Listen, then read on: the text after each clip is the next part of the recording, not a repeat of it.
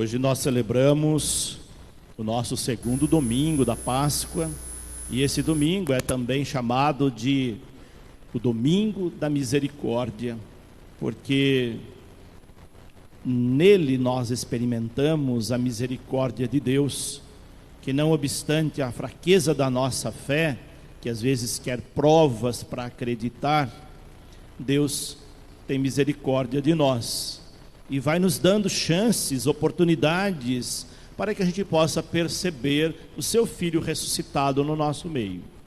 E é essa a proposta da liturgia de hoje: perceber, descobrir, sentir a presença do Cristo ressuscitado. O que é que mais dificulta sentirmos essa presença? É o fechamento do nosso coração. Quando nós estamos com o coração fechado e existem muitas situações, acontecimentos que levam o nosso coração a se fechar, nós temos dificuldade de perceber Jesus ressuscitado.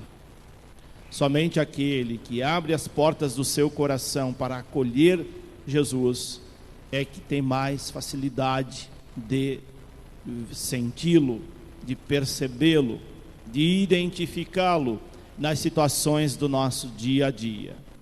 Nós vamos perceber agora, durante todas estas 7 semanas do tempo da Páscoa, a insistência de Jesus para que o percebamos ressuscitado. Ele vai insistir com os seus discípulos, e uma vez eles o identificando, eles têm a missão de anunciar a outros. Essa também é a nossa missão. Quando a gente identifica Jesus ressuscitado, o sente no coração, nós levamos a outros, testemunhamos a outros, aqueles que têm mais dificuldades de percebê-lo. Assim nós vemos essas leituras de hoje. O evangelho de hoje mostra logo em seguida ao fatídico acontecimento da paixão, os discípulos fechados por medo daqueles que crucificaram Jesus, não tinham plena certeza que ele tinha ressuscitado, porque quando nós não temos certeza que Cristo ressuscitou e está conosco, nós nos fechamos e ficamos com medo de qualquer coisa, inclusive de anunciá-lo. E os discípulos estavam fechados numa sala. Não eram só as portas que estavam fechadas, ainda estava fechada a porta do coração dos discípulos. Mas mesmo com todo esse fechamento, Jesus não desistiu deles. Estando as portas fechadas, Jesus entra e se coloca no meio deles.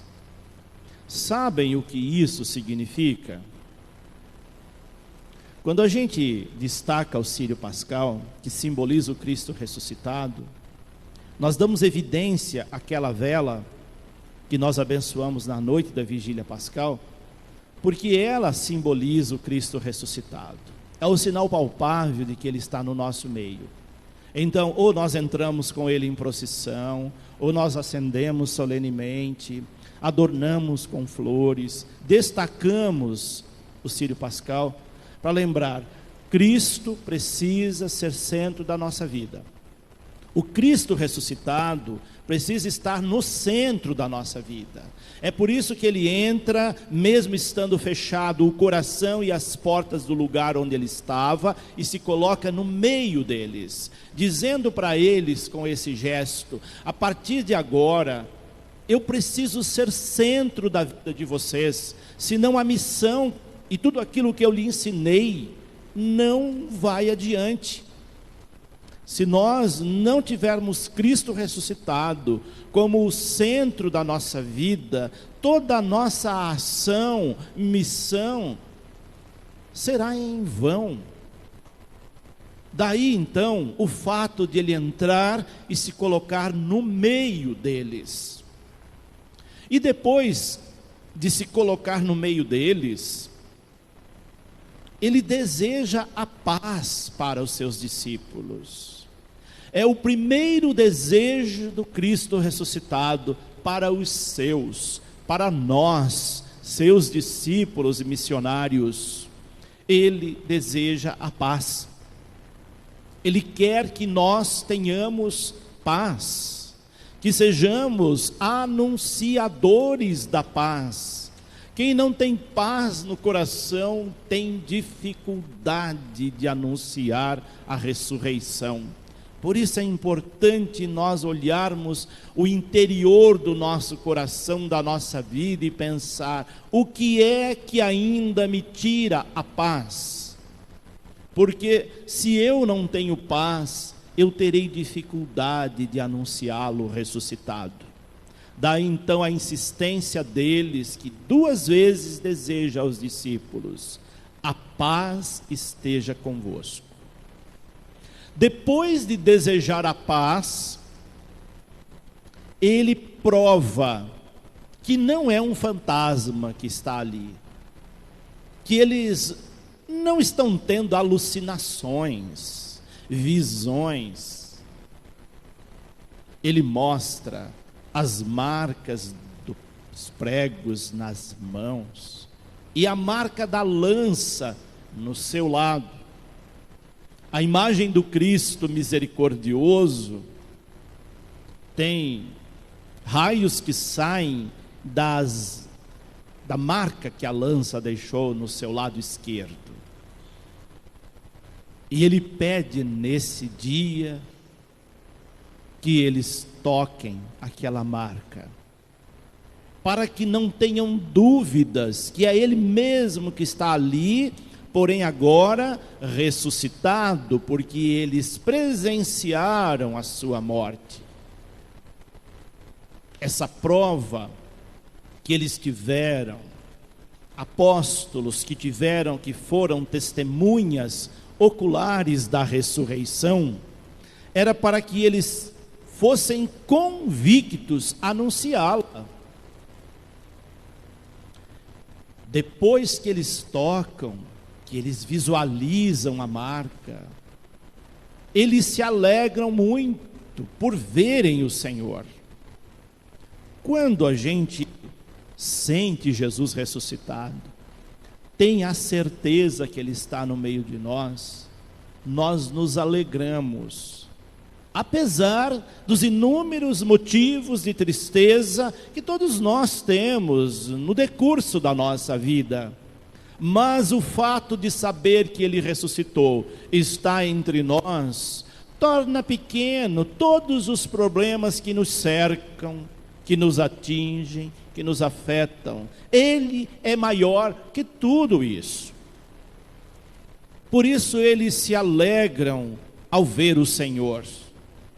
Tem certeza que Ele ressuscitou, que não foi em vão tudo que eles ouviram, aprenderam, fizeram junto com Jesus, e que agora serão os continuadores daquela missão. Por isso o texto diz: eles se alegraram ao verem o Senhor. Porém não estavam todos naquele dia. Faltava Tomé, chamado Dídimo. Os discípulos foram contar a Tomé, primeiro anúncio da ressurreição: nós vimos o Senhor. Quando a gente tem uma boa notícia, é tão bom contar para outros. Mas Tomé não acreditou. Tomé estava também com o coração fechado. Tomé também estava muito machucado pelos acontecimentos e teve dúvidas que de fato Cristo tenha ressuscitado, mesmo os seus companheiros contando que viram, que estiveram com ele. Tomé vai dizer para eles: eu só acredito se eu ouvir, se eu tocar nas suas marcas, na marca dos pregos. E Jesus não desistiu de Tomé.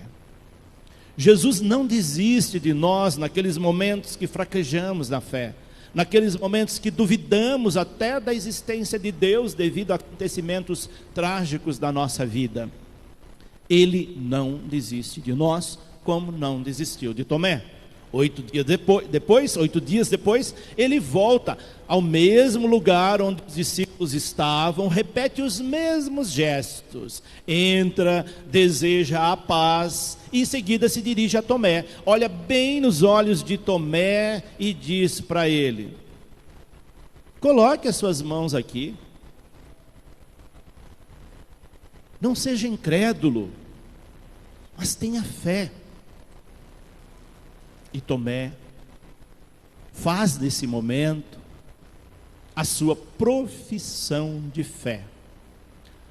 Ao tocar na marca dos pregos, Tomé vai dizer: meu Senhor e meu Deus. E aí vem a sentença de Jesus: você acreditou porque me viu, mas serão felizes, bem-aventurados todos aqueles que, mesmo não tendo visto, tocado nas marcas da crucificação, creram na ressurreição. Ele está dizendo isso para nós não esperarmos sinais miraculosos para acreditar, para nós não esperarmos situações extraordinárias para termos a certeza que Cristo ressuscitou e está entre nós, guiando os nossos passos, apontando nossos caminhos, conduzindo-nos para os caminhos de Deus. É por isso ele vai dizer a Tomé e a todos os demais: assim eles creram, e ao crerem foram para a missão.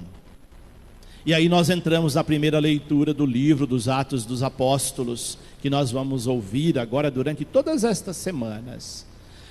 O livro dos Atos dos Apóstolos relata as primeiras experiências dos apóstolos em missão, formando comunidades. É o nascimento da igreja missionária. Ali, como presença de liderança, Pedro. Tanto é que hoje nós temos a segunda leitura, um belíssimo testemunho de Pedro, da sua primeira carta, do seu primeiro testemunho escrito, provando e comprovando que ele foi testemunha ocular da ressurreição, e ele quer que todos creem na sua palavra. Nós estamos numa paróquia dedicada a São Pedro Apóstolo, aquele que foi um dos primeiros a ver Jesus ressuscitado.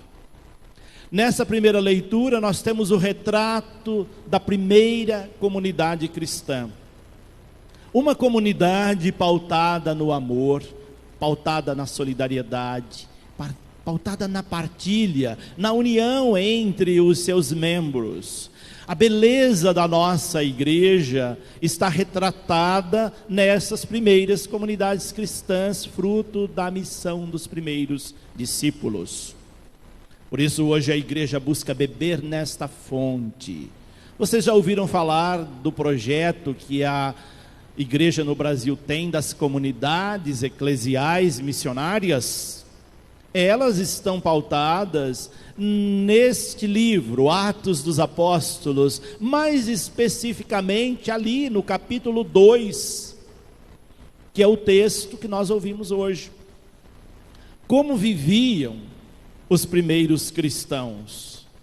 Aqueles que haviam convertidos pelos testemunhos dos apóstolos, se tornaram pessoas perseverantes em ouvir a palavra de Deus, em viver a comunhão fraterna, a comunhão na fração do pão, a comunhão nas orações, nas celebrações, na vida de comunidade. Ali eles experimentaram muitos sinais, prodígios, milagres, porque viveram a experiência dessa igreja que nascia, alicerçada nos apóstolos e no Cristo ressuscitado. O texto diz que todos abraçavam a fé e viviam unidos, colocando tudo em comum. Grave bem essa palavra, tudo em comum. Daí vem a palavra comunidade, comum unidade. Partilhavam os seus dons, partilhavam os seus bens. Diz o texto, literalmente, que eles vendiam suas propriedades, os seus bens, e repartiam o dinheiro entre todos. Ai de nós se pregarmos isso hoje. Vão dizer, a igreja ficou comunista, porque está pedindo para que as pessoas vendam seus bens e partilhem entre todos. Isso é comunismo. Já ouvi muita gente ignorante da palavra de Deus dizendo isso. Isso é evangelho, isso é proposta cristã. Partilhar não é comunismo, é cristianismo. Isso tem que ficar muito claro. Não é um acúmulo para si que nos leva ao céu. Aqueles que só pensam em si, ignoram o sofrimento do irmão, do outro, daquele que não tem, mostra-se uma pessoa insensível, de coração duro, que não se compadece da dor dos seus irmãos, das carências dos seus irmãos. É isso que Jesus pregou, e quando a gente prega o contrário, nós mostramos que nós não entendemos nada da proposta cristã, e ainda ousamos dizer que somos cristãos, embora vivendo o contrário do que Jesus pregou. O que a primeira leitura relata para nós hoje, é aquilo que deveria ser a igreja, nas suas origens e até hoje. Só que quando a igreja prega viver a partilha, a unidade, a comunidade, tem muita gente que fala, não, eu quero só ir para a missa, rezar, voltar para casa, e eu não quero nem saber quem está do meu lado, quem eu encontro pelo caminho. Eu conversei com Deus, me basta. Hoje nós vivemos uma religião praticamente assim, em boa parte do mundo. Uma relação vertical apenas com Deus, e não horizontal, olhando para aqueles que estão do nosso lado. Quando a gente olha para a cruz, ela não tem uma haste só apontando para o céu. Ela tem duas hastes laterais apontando para o mundo, para horizontalidade, para as realidades que nos cercam. E são duas hastes para que nós nunca negligenciemos o mundo que nós vivemos, os clamores do mundo que vivemos, os crucificados que estão à nossa volta. Isso é vida de igreja e de comunidade. Uma igreja alheia, alienada da realidade, não é uma religião, ou seja, ela não religa aos céus, porque ela rompeu relações com o mundo. As primeiras comunidades cristãs relatadas nos Atos dos Apóstolos mostram claramente isso. Se vocês tiverem dúvidas, retomem lá o capítulo 2 do livro dos Atos dos Apóstolos, versículo 42 ao 47, que é a primeira leitura de hoje, e vejam como eram as primeiras comunidades cristãs, e como nós, como igreja, nos distanciamos delas. Por isso que na segunda leitura da primeira carta que Pedro vai escrever, relatando os seus testemunhos, ele vai dizer para nós lá no finalzinho da carta, aquilo que Jesus disse quando encontrou com ele: bem-aventurados os que, sem ter vistos o Senhor, o amais, sem o ver, nele acreditais. Isso será para vocês uma fonte de água, vai abastecer suas sedes, vai animá-los na missão. E antes ele vai dizer: não obstante a todos os desafios, as provações, como o ouro é provado no fogo, se você não perder a sua fé no Cristo ressuscitado, você vencerá todas essas dificuldades. Não tenham medo.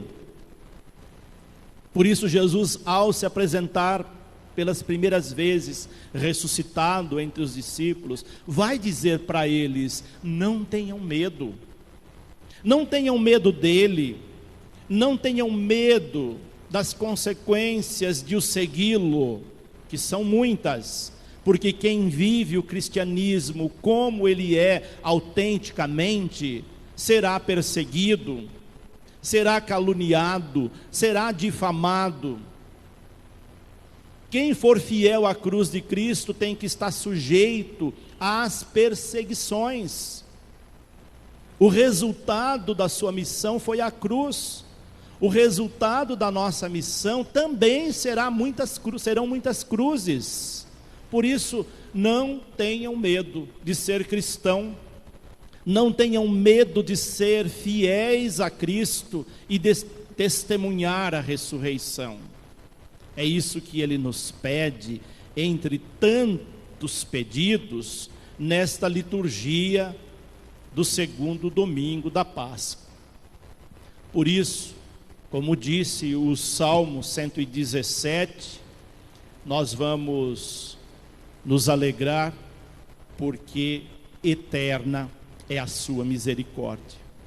A misericórdia de Deus não é temporal, ela é atemporal, ela está fora do tempo, ela é eterna, e crendo nisso, nós teremos força para continuar a nossa missão, apesar das traições.